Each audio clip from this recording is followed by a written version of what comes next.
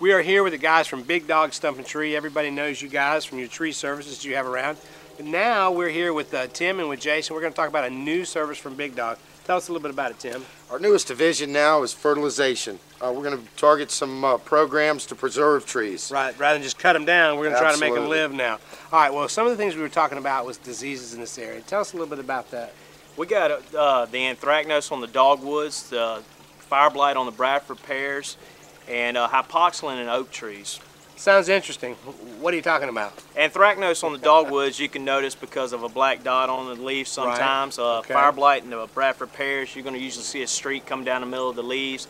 And hypoxylin is usually a black patch you see in trees on dead wood and oaks. And the thing is, you were telling me is that if it goes untreated, it's not just going to have spots. It actually will eventually kill the tree. It'll defoliate the tree and in turn cause the tree to have problems as far as growing and getting nutrients. Tim, let's talk about some of the insects, okay? Some of the insects you were telling me about here is what, turpentine beetles? Well, with our pine family here, we've got turpentine, the southern pine beetle, huge difference. And there is a big difference. You were telling me in the Jason and the turpentine beetles something about the distance. The turpentine beetles is usually seen from the ground to about 9 feet up. A lot of people mistake those for southern pine beetle. It's not. The southern pine beetles are up in the canopy. You usually need a pair of binoculars to see that. So 9 feet to the ground is turpentine beetles. So the southern pine beetles are the ones that tell you need to cut the tree down, but you may not necessarily have to do that, right? You may not. Most of the time it's turpentine beetles, and we can treat those, but left untreated, you can have some problems with those too. Right, right.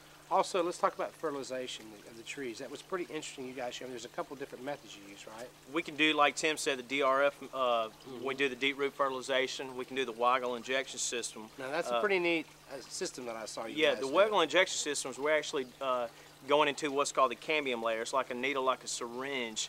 It's just like if you went to the doctor and got a shot in your arm into your blood vessels. Right. We're doing it directly into the vascular system of the tree, so Right. it's taken up through the tree to Guys, fight disease or I insects. saw where you guys actually take a plug out before you inject it to make sure it gets right into that system. One of the things that I saw too, you guys were telling me, sometimes you want a tree to grow healthy, but you don't want it to grow too big. And you guys can actually take care of that We too. can treat it with a process called Cambistat growth retardant. It slows down the growth of the canopy and promotes more growth to the roots. Let me tell you something. First of all, these guys are ASA certified arborists.